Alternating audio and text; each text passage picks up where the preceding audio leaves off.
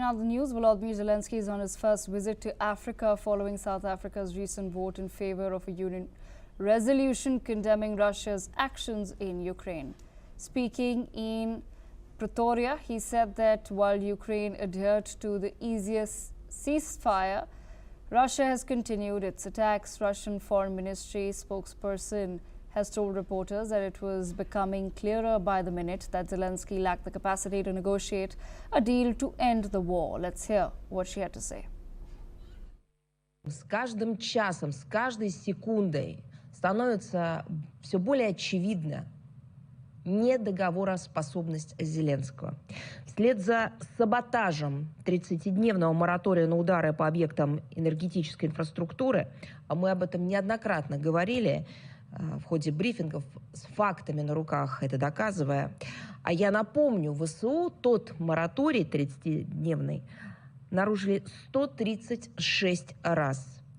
Собственно, киевский режим сорвал и тот мораторий, также он сорвал и объявленное президентом России Владимиром Путиным 30-часовое пасхальное. Meanwhile, media reports say that at least 9 people have been killed and more than 70 have been injured in Kyiv following one of the most devastating air attacks on Ukraine in months. Kharkiv and other cities were also targeted. Russia launched 145 drones and 70 missiles, including 11 ballistic missiles, with Ukraine's Air Force shooting down 112 of them. Zelensky has cancelled part of his South Africa trip after the deadliest Russian attack on Kyiv since July. The Kyiv attack happened just hours after Donald Trump criticized Zelensky for refusing to recognize Russia's control of Crimea. Trump has also criticized Zelensky's approach to peace talks. Let's hear his comment. I will say that I think Russia is ready, and a lot of people said Russia wanted to go for the whole thing. And I think we have a deal with Russia. We have to get a deal with Zelensky, and I hope that Zelensky, I thought it might be easier to deal with Zelensky. So far it's been harder, but that's okay. It's all right. But I think we have a deal with both. I hope they... Joining me in the broadcast is Mr. Martin Reis, Foreign Affairs Analyst from Frankfurt, Germany. I'd like to begin by asking you, Mr. Reis, is the United States of America being able to build enough pressure on Zelensky at this point in time? Because it does seem as though Russia is continuing its attacks. So, in a way, Zelensky has been put in a tough spot. Absolutely. We're seeing a shift in the U.S. policies.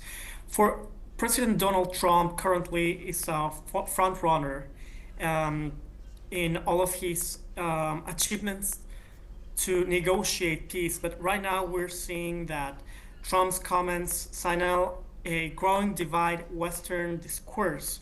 While the Biden administration was completely in the way of supporting European interests, now we're seeing a huge shift in Donald Trump's approach. And now we're seeing that the world cannot actually trust in the US as the supporter of Western interests. But now we see that Donald Trump is taking all of his support towards US interests.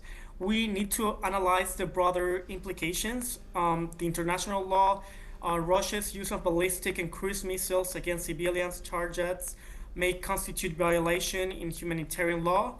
And the geopolitical significance is that the renewed strikes indicates that Moscow's intent to escalate pressure as a global intention shifts to a complete shift in the way that the US is seeing the crisis in Ukraine, in the Middle East, and basically it's like we don't have any other precedent of this kind of shifts in US policies. All right, Mr. Reis, thank you so much for joining us in NewsX World with your perspective. We leave it there. In other news, US Treasury Secretary Scott Bessent has stated